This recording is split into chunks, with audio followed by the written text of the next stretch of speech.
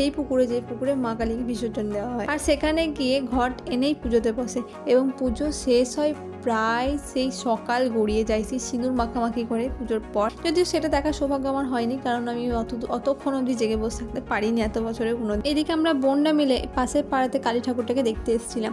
তো যেটা কথা হচ্ছিল, সকাল 7টা থেকে 8টার মধ্যে প্রতিমাকে মন্দিরের বাইরে বার করে রাখা হয়, তারপরে সেই বিকাল 4টে-5টার মধ্যে প্রতিমাকে ভ্যানে তোলা হয় এবং গ্রাম ঘুরিয়ে সেই 8টা থেকে 8টার মধ্যে মোটামুটি পুকুরে আবার বিসর্জন দেওয়া হয়। এই হচ্ছে আমাদের মা কালী পুজোর গল্প। আমাদের মা কালী একদিনের জন্য আসে এবং সারা বছর অপেক্ষা করি। যদিও আমাদের অপেক্ষাটা আরেকটু বেশি হয়, কারণ আমাদের 4 বছর পর পালি পড়ে, তো সাথে 4 বছর আমাদের অপেক্ষা করতে হয়। তো এইদিকে দেখো আমাদের আলপনাটা বেশ ভালো লাগছে, বেশ লাল রঙের সান আছে আর বেশ ভালো লাগছে, আলপনাটা ফুটছে ভালো। যদিও সেই সোশ্যাল মিডিয়াতে যেরকম দেখেছিলাম কত সুন্দর আলপনা দেয়, অত সুন্দর দিতে পারলে আরও ভালো লাগতো, কিন্তু তবুও যতটুকু আমরা চেষ্টা করেছি এটা খুব একটা খারাপ লাগেনি, মোটামুটি বেশ ভালোই লাগে সবাই যেটা বলতো। চলো এখন আমরা ঘট আনতে